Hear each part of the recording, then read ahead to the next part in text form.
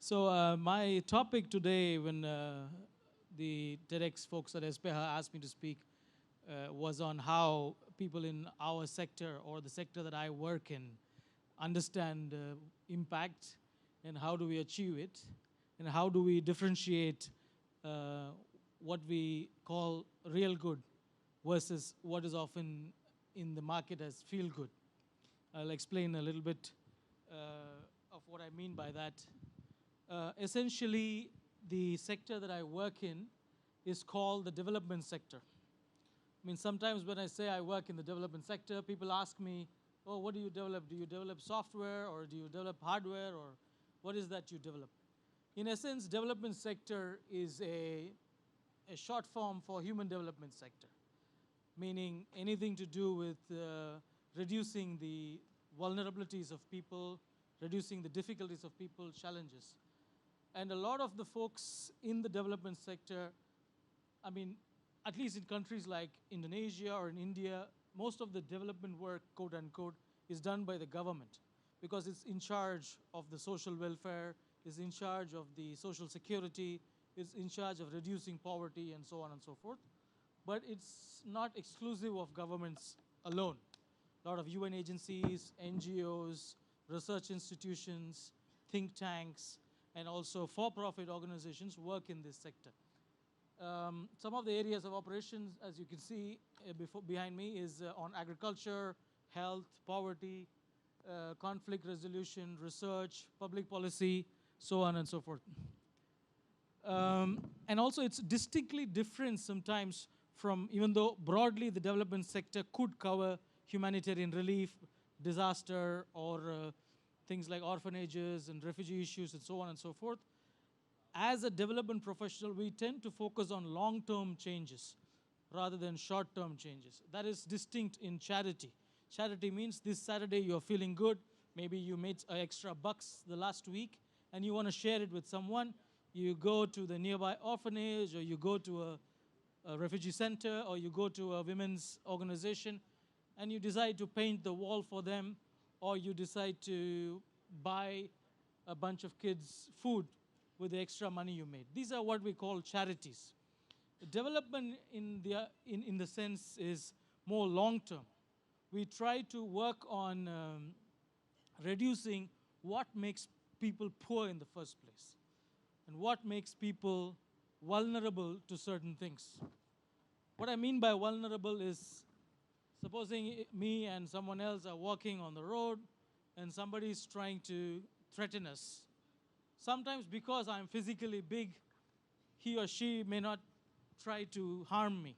But if I was weaker or based on my body language, people may try to threaten you. So in that situation, I'm physically vulnerable, at least in terms of appearance.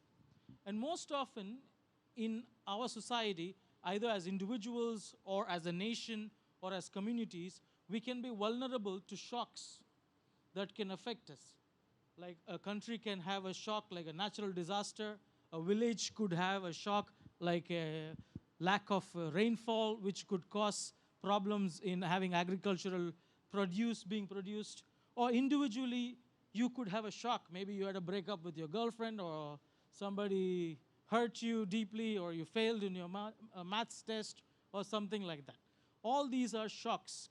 But depending on how much you're built, either emotionally, and most often it's emotionally, or financially, if you're a poor person, you are able to be resilient to those shocks.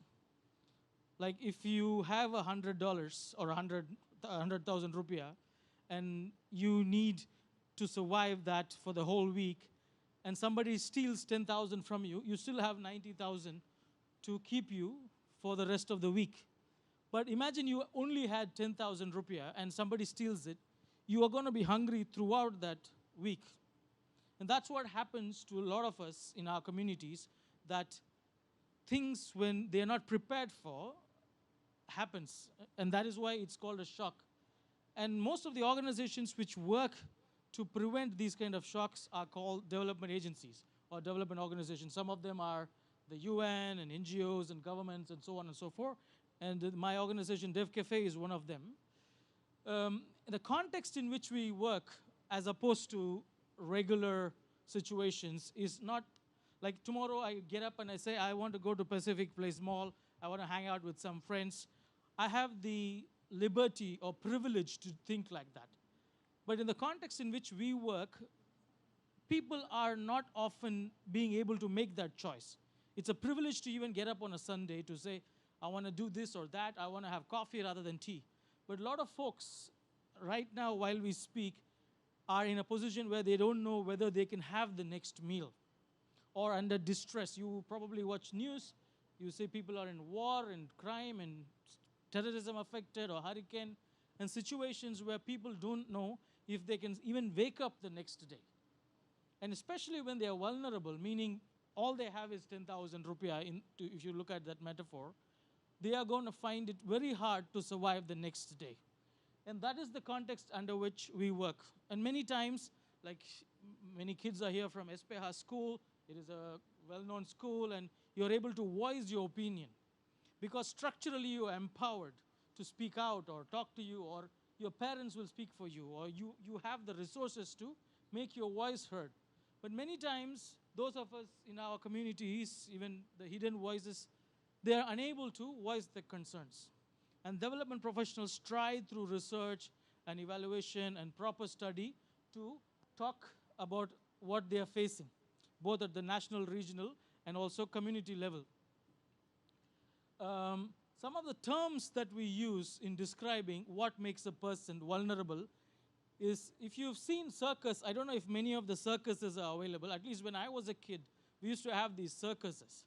Circus is this, like a fun thing where there's a clown or there are animals and the people do tricks. And one of the tricks in that is where there's a tightrope walking person. They walk on on a very high tightrope, and they try to cross without either sometimes with a long stick or sometimes just by themselves. And if they're really daredevils, they won't have a safety net to fall on. But most often, they used to have a safety net, that even though they're experts in walking this tightrope, because you might slip and fall, you can fall on that. But that metaphor is what we use when we work with communities. That people, when they are coming through disaster, imagine there's a household, there's only one farmer or one person working in the household, and the wife is bedridden or sick, and they have like 3 kids, and this one person is trying to feed their families. And that person dies or has an illness, then in case they had some savings, or they have a community support, or some sort of a financial contribution that they can rely on, that is the safety net when someone falls sick, or the main person who earns money falls sick. But in most cases, they work on a day-to-day basis, foot to mouth, what we call. You work today, you're able to feed. You don't have work, you're unable to feed your children. And imagine you fall sick, or worse still, you have an accident and pass away, or sometimes, because most of them work in risky situations, their main breadwinner dies. That is where there is no safety net. And they get more and more into poverty. For people like that, we can't do charity. Maybe you can feed them lunch or give them one-off things. But to understand why people fall into situations of lack of safety nets or what makes people vulnerable, you need to do a long-term study to see what is the issues. That is why people in a particular region or a particular country are more prone to falling into disaster or more prone to falling into poverty. So development work can be studying about an individual village, individual community, or a nation, and sometimes it can be about just the climate also. Because sometimes what pushes people into poverty is the climate in which you live. I mean, I used to work a lot in a region called semi-arid tropics. The world has 20 agroecological zones. I think I'm sweating because we are in a humid zone, but semi-arid tropics is a zone where rainfall is erratic. All of you eat food, right? Is there anyone who doesn't eat food? So food comes from agriculture, and agriculture a lot depend on the climate in which you live.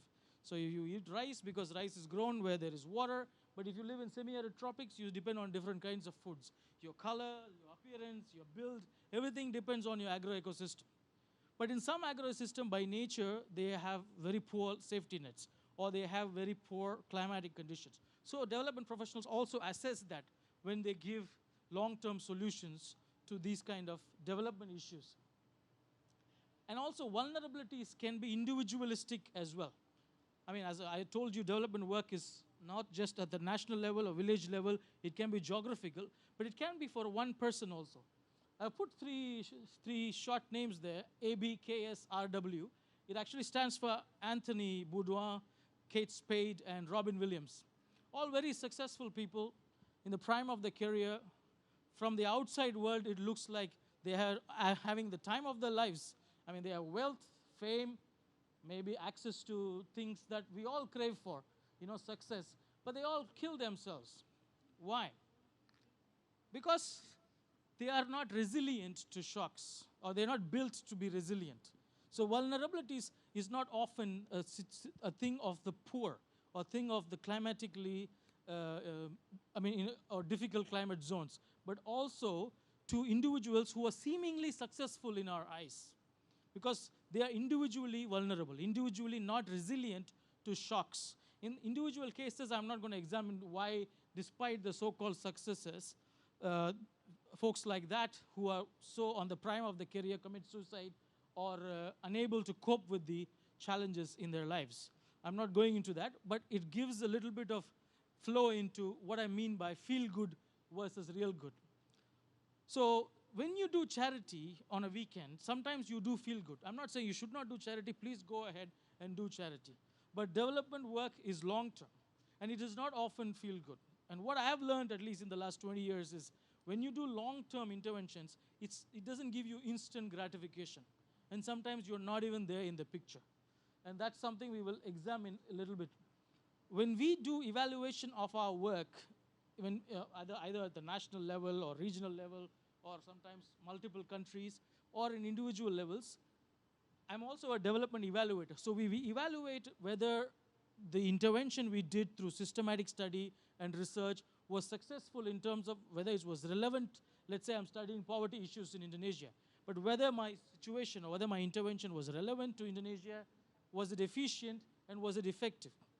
And then we can measure how it was impactful. And more than just creating an impact, we want to see whether it's sustainable. Even after we have done the intervention, are people able to hold on to that particular situation themselves and become resilient? What is impact?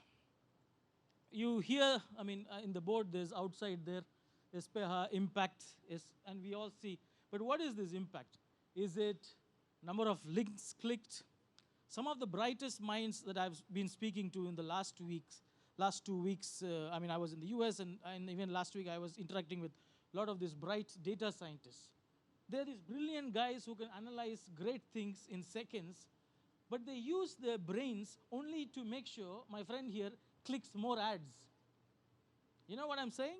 They're using their data science skills to reduce to our jobs to just clicking on links and ads, even though they could be using the same skills for so much more than making a few people or even millions of people click on ads. So our lives, our impact, or our skill sets towards creating and achieving impacts have become just volumes. Number of people, number of shares, number of items you sell, the quality is disappearing, and quantity is taking precedence in our lives in one way or the other. But is it really real good? Does it last? We just spoke about Anthony Bourdain and Kate Spade. They sell so much products and televisions, and also Kate Spade. There is one Kate Spade right here in this mall. Very successful. They must be selling a lot of stuff. But is it really lasting real good that can help you make impacts? I'm not saying you shouldn't share in Instagram or Facebook. I'm not going to say, oh, this generation or things like that. I'm sure you're all very smart. And this is not a moral lecture for you. But if you're really wanting to understand what is creating real impacts, you need to understand the difference between what is feel-good and what is real good. That's why I mentioned it. So what is this feel-good interventions? Hashtag. There's a disaster happening in, where was that recently? Lombok, and then Bali, and then Kerala in India. You want to say, I stand with Kerala, hashtag. You are all dying there, but don't forget about me. Don't forget about me. I am standing with you. I mean, the hashtag interventions have become more important because you want to feel good that you are doing something. Even though you're doing nothing, you're just clicking a few mouse clicks on your Facebook. So somebody is dying in a hurricane there, but don't forget about me. I am so important. That's what I mean by hashtag interventions. But it doesn't mean you should not raise awareness through social media. You should, but also get your butt out there and go, go out and do something which you can. You don't have to be a development professional to make an impact. You don't have to be a researcher or a government official. In your own spheres, in your own strengths, whether you're IT, whether you're social scientist, whether you're a mathematician or physician, all of these skills can be used to create sustainable impact. How can you do that? Is by studying and understanding the problem first, rather than just going with, oh, I can do this, I want to do this. And that takes time. I call this Dale Carnegie solutions. In some cases, do you know Dale Carnegie? Have you heard? He's a very popular TEDx speaker, TED speaker. Any bookstore, you'll find Dale Carnegie's positive attitude books. Did you know how he died? He committed suicide. You don't know? Go check up Google. Dale Carnegie talked about positive living all his life, but he couldn't apply it in his own life. Because there's a difference between feeling good and real good. These kind of instant gratifying interventions are only temporary. Long-term study. Another thing I wanted to say is this. If you go to Ubud, you have all these yogis.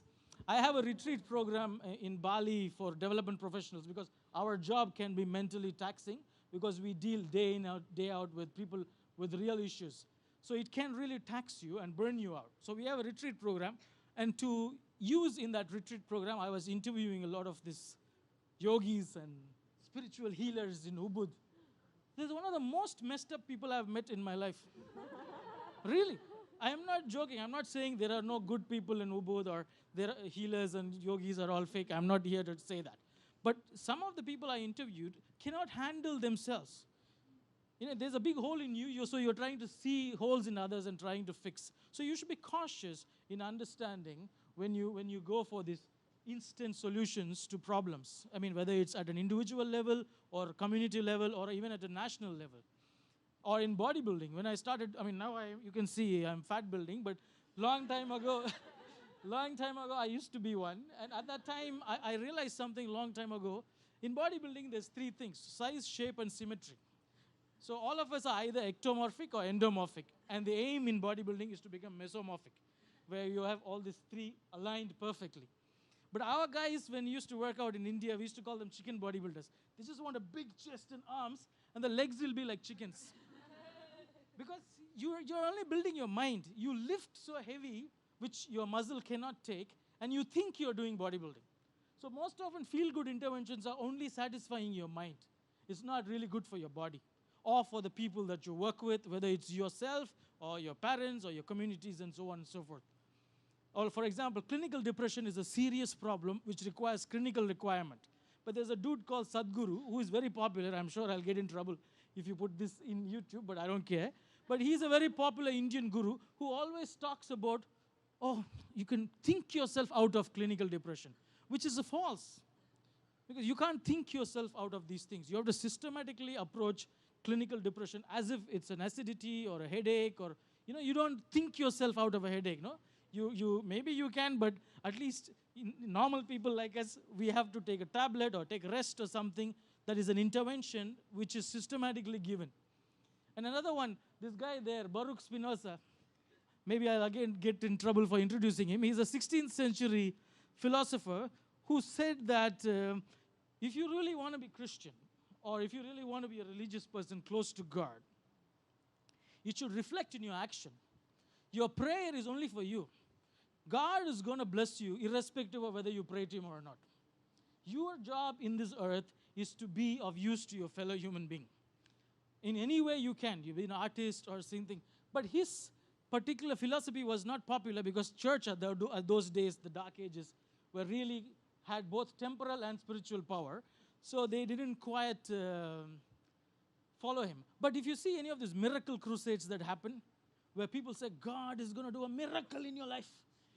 That feels good, right? Because it's about you again. Like I stand with Kerala. Kerala is in floods or Lombok is in floods, it doesn't matter. But you are there. You are standing with them in hashtag. So that's why he doesn't become popular. But people who push these snake oils, do you know snake oils? You've heard of snake oils? In villages in India, they used to sell snake oil as a solution for all problems. Even though snakes don't produce oils, they only produce venom, but nevertheless, they sell it as, you take this medicine, you'll have a strong strength and all this they will sell. But this is what, we tend to think the God of infinity, the God who created heaven and earth, is thinking about what you are doing in the bathroom. So you feel so good about it. People push this and that becomes popular. But Spinoza's thinking about, no, you have to get up and do something, becomes less relevant. So there's so much connection in spirituality and philosophy in what we do in development. Because long-term, real good interventions cannot be so feeling good all the time. Many times I advise governments through research we do for 2 years, 3 years, and then the whole country's policy changes. But no one knows who Val Gandhi is. Okay, you guys know because there's there, but at least the people in which we work for, we don't know, because it happens in the background. And doing real good, impactful work as young people requires a certain level of maturity that is not constantly making things about you. I mean, you won't get likes and shares and follows, but you will create impact. Like I said in the beginning, I am not here to lecture you on whether you should be on Instagram or Facebook. Please, you are young kids, you should do all that fun part. But if you want to create an impactful, meaningful, sustainable life for others and for yourself, that requires a lot less about you. But it's about understanding what goes around you. And it doesn't have to be something you have to specifically do. Whatever you're good at, you can still contribute to society in the most powerful way you can. I know many of you, like development sector job is not very sought after and not many people know about it. I mean, probably it's the same in Indonesia. In India, if you're either a doctor or an engineer, everything else, you're a failure in life. Probably it's the same because we are all Asians, so we are kind of cousins. But that's what happens. But they think there is no other work. But I mean, I used to be in IT and then moved to development. It has been one of the most fulfilling and continue to learning experiences of my life. So that's why I want to make sure, how do you identify real good versus real impact? If you want to create impact in life, first of all, understand the problem, study it. One thing that I learned from my mentors, a lot of them were simple people, you won't find them in public venue, is we live in an age of information.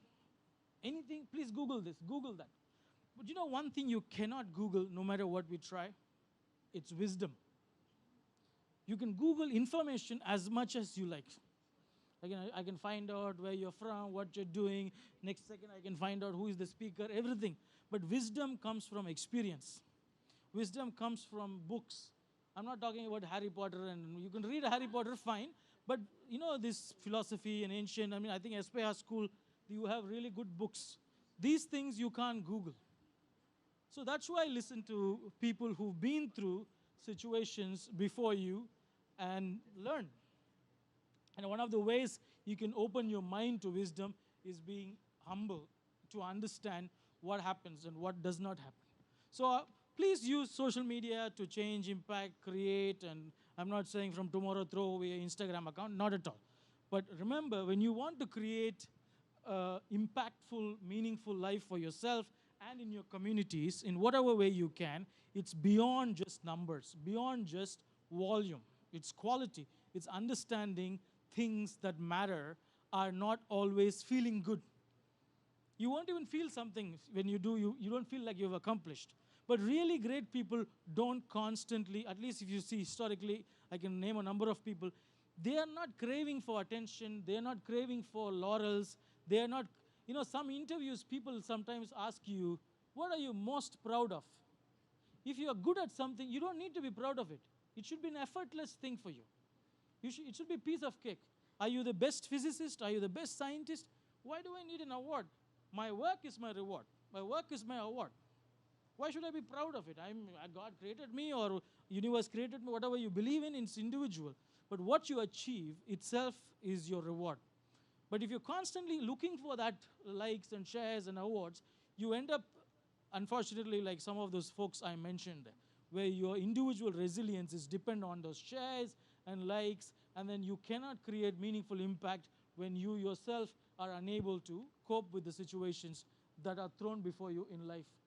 For us in development sector, we try to understand how to bridge people's safety nets, how to build, what are the missing safety nets. If it's a poor farmer's household, or if it's a nation that lacks infrastructure in IT or agriculture or refugee issues, and how do we reduce vulnerabilities like climate change? How can we use IoT sensors, smart sensors? How can we use mobile phones to inform people about rainfall coming up so people can be prepared, or earthquake coming up and people can be prepared? And how do we build resilience? These are key things. Resilience is after you've taught people to manage their whole livelihoods, either as an individual or a nation, how do they continue to do that? These things will lead to sustainable impact. And that is, that is key to creating lasting impacts. And that is what I wanted to